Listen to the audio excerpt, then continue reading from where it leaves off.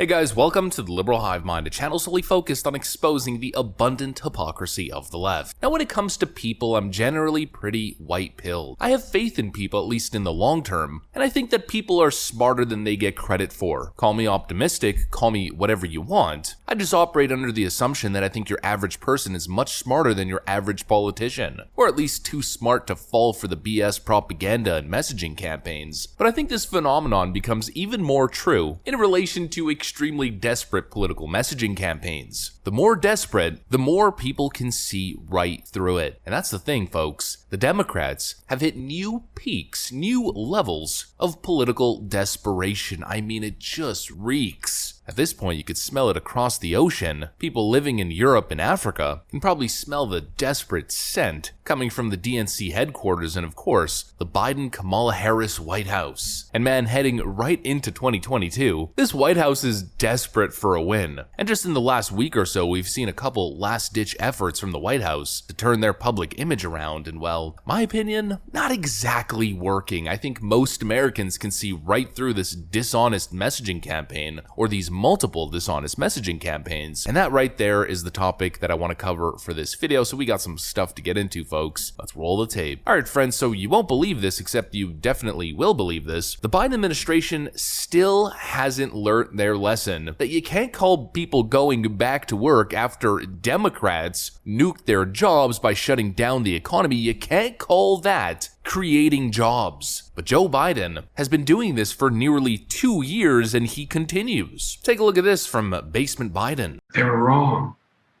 We recovered all the manufacturing jobs we lost during the pandemic. 613,000 of them gained since I took office, more than any other president.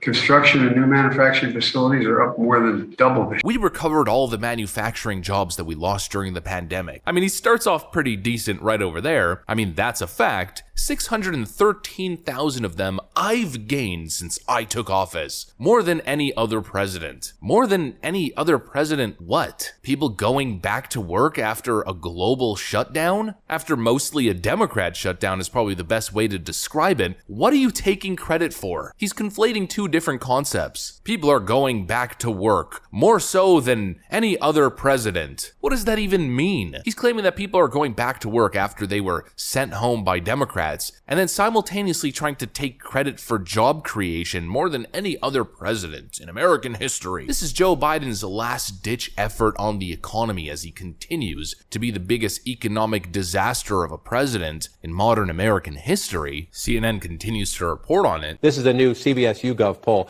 President Biden, underwater on the economy, significantly so. Underwater on gas prices, underwater on inflation, underwater on abortion, underwater on crime. Once again, the question is, I mean, who's buying this stuff? Joe Biden has saved manufacturing jobs. He says this as we now have studies suggesting that his new Inflation Reduction Act is going to hit the manufacturing sector quite heavily. Book tax would disproportionately burden manufacturers. The proposed, quote, book tax and the Senate's reconciliation bill would overwhelmingly hit U.S. manufacturers, according to a new analysis by the Joint Committee on Taxation, Congress's nonpartisan tax scorekeeper. But these Democrats and of course Joe Biden keep telling you that somehow more government spending and more government involvement in taxation is going to lead to an economic boost and lower prices. In what universe has that ever been true? Isn't it absolutely incredible how Democrats 100% of the time seem to rely on information or studies from economists who are wrong 100% of the time? Once again, the question is, who is buying this stuff? Who is actually listening to the current multiple Democrat talking points in their last-ditch effort to turn this 2022 midterm around and taking it at face value? I mean, Joe Biden claims that his Inflation Reduction Act is going to bring down inflation, but even his favorite economist group, Moody's Analytics, is claiming that it will do little to curb inflation. So those two analyses that he's referring to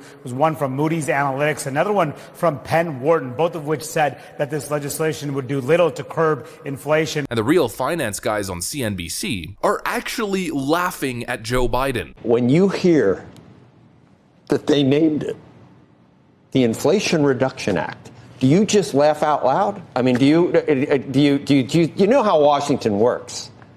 But do you see the sort of irony in tacking on another $700 billion with tax increases and spending involved? Does that in any way look like an inflation reduction bill to you?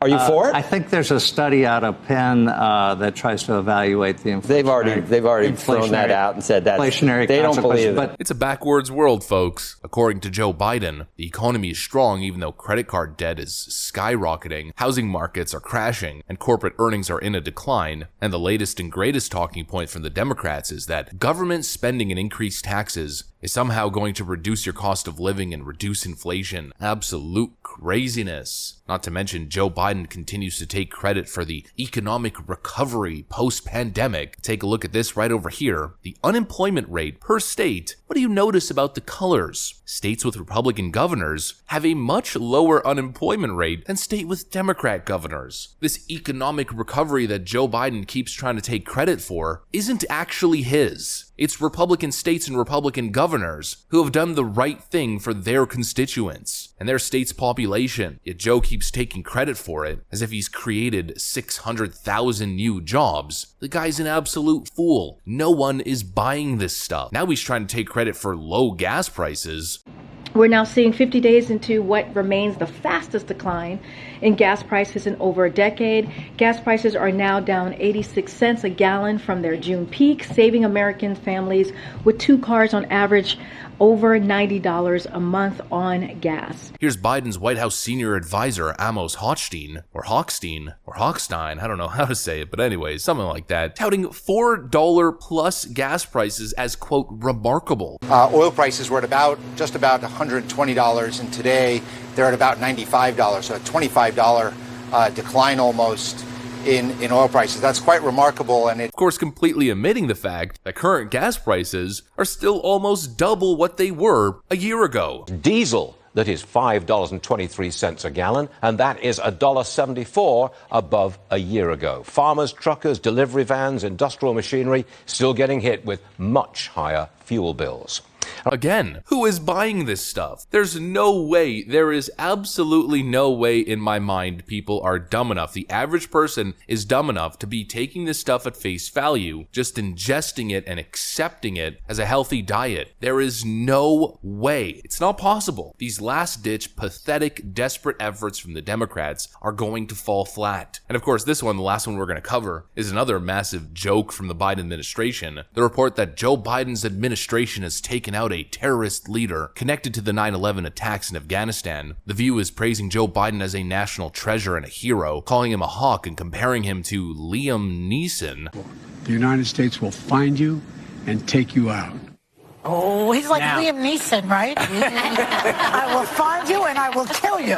Yeah. These absolute hypocrites on the Democratic side. Actually, take a look at this hypocrisy right over here from the Palmer Report, posted by Defiant Els. The Palmer Report back in 2019. Trump is apparently going to announce in the morning that he just killed ISIS leader Baghdadi, who by most accounts has already been dead for years. The media will fixate on this for 36 hours and then go back to focusing on Trump's impeachment. Move along. Fast forward to August 1st, 2022. President Joe Biden just took out bin Laden's successor in Al-Qaeda. It's a huge win, and it proves that we didn't need to keep occupying Afghanistan just to have the upper hand over a terrorist group in the region. Biden fully vindicated. But of course, again, who is actually buying this stuff? Joe Biden fully vindicated in Afghanistan? Joe Biden left $80 billion of weapons and munitions and an entire Middle Eastern country to the Taliban. But apparently one targeted bombing of one particular figure now justifies the entire fall of Kabul in Afghanistan, now vindicates Joe Biden and his failed execution during the U.S. withdrawal of troops in Afghanistan. Joe Biden is not only fully vindicated, but he's like Liam Neeson. It's just too far-fetched. The Democrats are reaching, they're digging, they're trying to do something. It's all so conveniently timed. All of this disingenuous rhetoric, Nancy Pelosi's trip to Taiwan, Joe Manchin all of a sudden coming on board on the Inflation Reduction Act, Joe Biden taking down an Al-Qaeda leader. Well, I guess the plan was that now that nullifies Joe Biden's Afghanistan disaster. It's all just one continued big joke that is the Biden-Harris administration. And my prediction ahead of the 2022 midterms, it's going to have little to no effect at all. Joe Biden remains a disaster, and the Democrats are still very much done. You might see a little bit of movement in the polls, but in the end, it really doesn't change the fundamental circumstance at all, and this is a failed president presidency with a total lack of results, and that is going to be the driving factor in the midterms. At least, that's my take on the whole situation. But that's also what I got for you guys, so hopefully if you enjoyed this video, make sure to leave a like and possibly subscribe if you're interested in joining the community. I'm gonna get back to work like I always do. I mean, the Democrats won't expose themselves, so I'm gonna get to that. I want to thank you for watching, and I'll see you on the next one.